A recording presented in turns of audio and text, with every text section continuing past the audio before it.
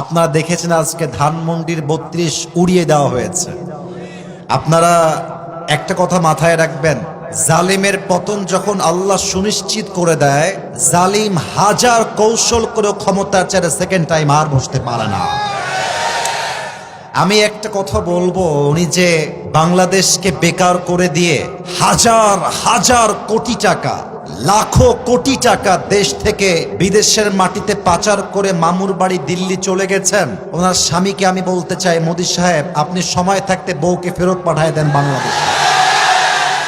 তার হাতে হাজার হাজার ছাত্রের তাজা রক্ত লেগে আছে যুবক ভাই।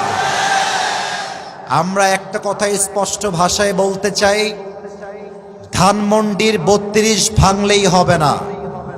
জালিমের পক্ষের লোক যেখানে আছে, হতে পারে এটা কোনো মন্ত্রীর মন্ত্রণালয় হতে পারে, পুলিশের মন্ত্রণালয় হতে পারে, সেনাবাহিনীর মধ্যে হতে পারে, র্যাবের মধ্যে হতে পারে, দোসরের দালাল যেখানেই থাকবে সেখান থেকে বরখাস্ত করতে হবে নরসিংদীর ভাই।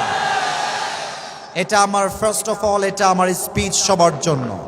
সেকেন্ড কথা, আমাদের দেশের ক্ষমতার চেয়ার জালেমরা আবার দখল করবে, আর বাংলাদেশের যুবকরা আঙ্গুল চুষার জন্য বাংলাদেশে বসে থাকবে না।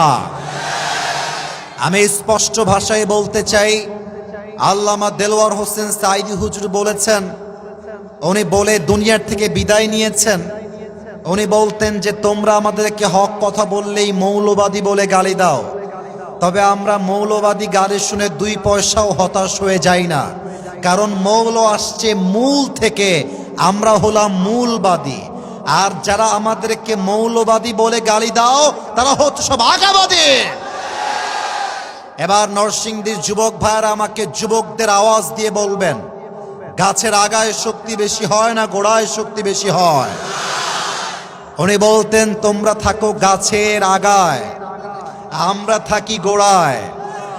সোনামণি বাড়াবাড়ি বেশি কইরো না, জুলুমের রাজনীতি কইরো না, আলেমদেরকে ধরে জেলখানায় বন্দী করো না।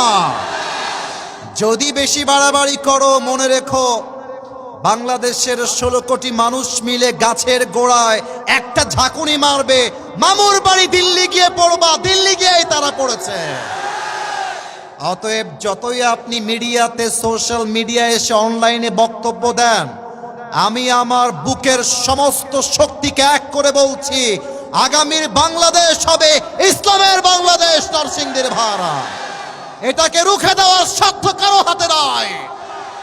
যদি কেউ আগামীর বাংলাদেশকে ইসলামের দেশ হওয়ার থেকে রুখে দিতে চায়, এই নরসিংদীর মাটির থেকে একজন শহীদ আবু সাঈদ নয়, 2 জন শহীদ আবু সাঈদ নয়, হাজার হাজার শহীদ আবু সাঈদ মাথায় কাফনের কাপড় বেঁধে বুকের তাজা রক্ত দেওয়ার জন্য শহীদ হয়ে রাস্তায় নামবে। 2 হাত তুলে বলো সবাই ঠিক কিনা?